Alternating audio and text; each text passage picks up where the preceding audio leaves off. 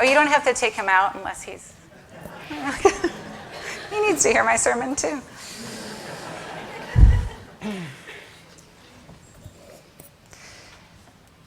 So this summer, not only did we hear Rabbi Nosenchuk's news, but my dad also was diagnosed. He was diagnosed with stomach cancer.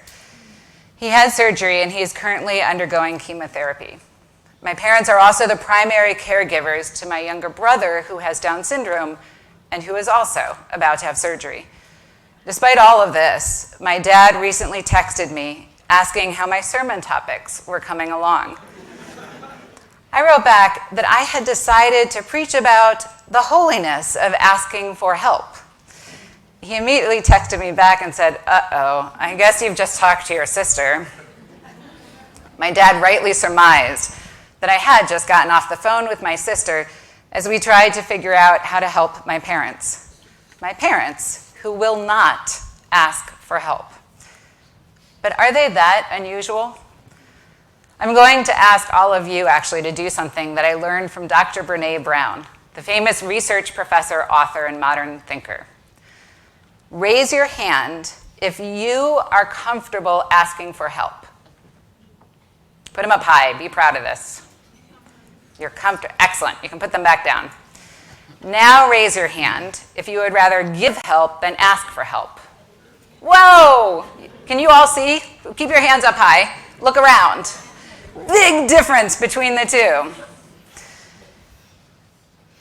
She explains, when you cannot ask for help without self-judgment, you are never really offering help without judgment.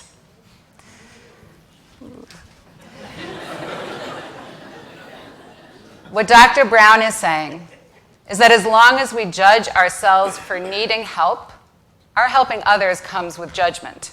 We are saying, I don't need help, but you do. And yet, at the very moment we were created, we knew we needed help. God created one human being, and then God realized that it was no good for humans to be alone. So what did God create? The text actually does not say that God created a friend, a lover, not a sibling, nor a child. No.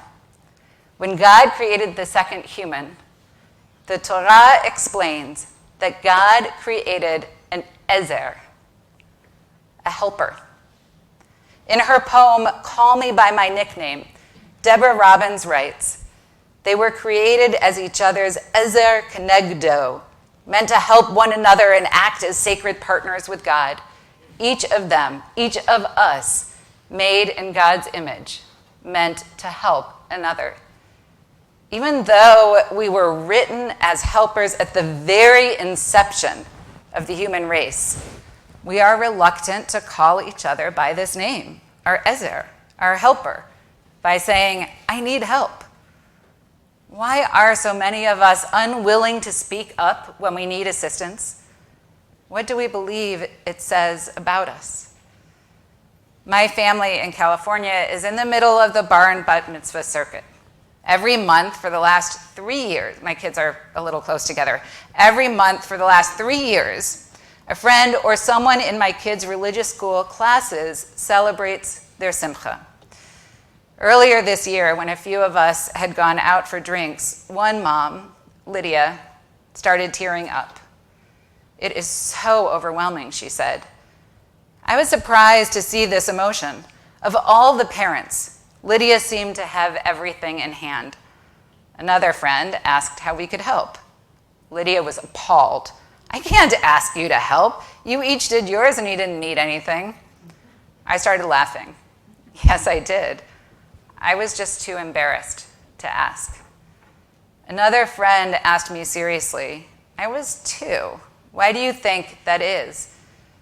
I only realized my answer as it was leaving my mouth. I didn't want to seem like I was taking advantage. That evening ended with the four of us sitting in Lydia's den, stuffing gift bags. The rest of us expressed regret that we were each too shy to turn to the others. My daughter had actually been the first of that group. I realized that if I had been brave enough to speak up, I would have done the others a favor. We all would have had the extra hands we needed. There's an old parable that's told by Rabbi Chaim Tzantz, and it's included in the Gates of Prayer. A man was lost in the forest for several days. He finally saw another and cried out, "Brother, show me the way out of the forest." The other man replied, "I too am lost. The ways I have tried lead nowhere. They have only led me astray. Here, take my hand and let us search for the new way together." Imagine these two strangers grasping each other's hands, finding the paths that they had not yet tried. Imagine the intimacy, the bond as they journeyed out of the forest together. Had either one been too proud to say, "I cannot do this alone, help me," they would both still be lost in the forest. They would both be alone. Instead, these two forest men became each other's ezer, each other's help. They fulfilled the promise of our creation. We can call out to one another and be each other's help. Last night, I spoke about allowing for joy even at this time of such political and environmental turmoil. But finding joy is a funny thing. It can pop up when one least expects it. Our ability to turn to one another can enable a burst of unexpected joy. When I thought I had finished writing this sermon, I wanted a colleague to read it. I was worried, though, about burdening congregational rabbis with my request just before Shabbat. Then I thought of a recent friend. I had gotten to know Rabbi Bob Lowy in the last few years. I felt embarrassed to reach out to him. We did not have that type of friendship. However, given the topic of this particular sermon, encouraging everyone else to ask for help, I realized I did not have much of a choice. I asked him if he would review the sermon. As we were discussing it, he said, asking for help can give someone else great joy, too. I asked him what he meant. This, for example, he explained, talking with a colleague about sermons, thinking about this, and helping you prepare for Rosh Hashanah, I miss it. Being retired, I don't get to do this anymore. You have given me such joy. Knowing I can turn to Rabbi Lowy and that he can respond has deepened our friendship. In order to get there, though, I had to show Rabbi Lowy my vulnerability. I had to risk him saying, "What? You aren't closer to other colleagues? Go ask them." Rabbi Lowy did not say this. In fact, he made me feel like I was the one doing him a favor, giving him an opportunity to enjoy an aspect of the holidays he missed. Our hesitancy to ask for help could be depriving someone else of experiencing joy. Sometimes, though, the difficulty in asking for help is more than just overcoming embarrassment. When we go through life transitions, we are often surprised about where the pain actually comes from. A transition can cause a shift in our very identity, how we view ourselves. And in an attempt to ignore this shift, we may lose the valuable help we need. I knew someone we will call Bill. Bill was a former football player. I met him when he was in his 60s. One could still see his football days in his physique. He was large, muscular, agile. He worked as a mechanic and was the friend everyone called for physical tasks. He delighted in helping his friends move and repairing fences and laying out tons of gravel and pebbles in people's yards. He was the problem solver among his circle, the first to volunteer and the last to go home. He was also a smoker. Unbeknownst to all of us but his wife and son, he had emphysema. As it got worse, he could no longer hide his ailing health. Eventually, he had to bring oxygen with him wherever he went. In talking about why he tried to hide it for so long, even when the family could have used help from the community, Bill explained, "I'm the one you all turn to. I'm the one who can fix it, carry it, install it. Who am I if I can no longer do that? Bill could not ask for help because in doing so, he lost his own sense of himself. When he shared this struggle, he cried for the first time in public. Much later, he explained that at that very moment, the moment when he was forced to show his deepest vulnerability, an amazing, miraculous thing started to happen. He said later, "I have never felt as close to other people as I do now. This damn disease has forced me to let you all see me, like really see me. And you all still love me.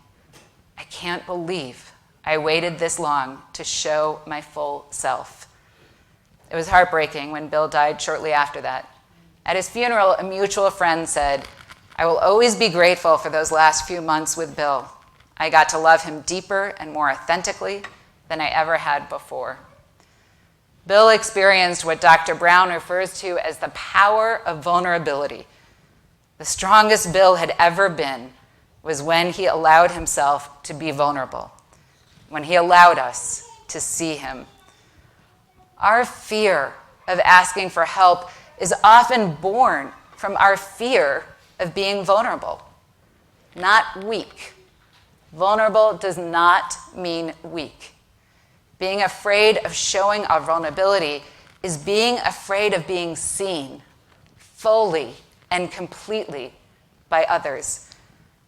Dr. Brown explains that vulnerability is the willingness to be emotionally exposed. She also explains that it is the birthplace of love, belonging, joy, courage, empathy, and creativity. How could we possibly draw close to others if we do not let them see us?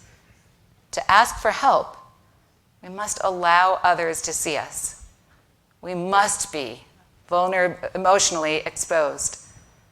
What a miracle it is that the very situations requiring us to reach out for help are the ones that create conditions in which we become closer to those around us. Emotional exposure is frightening.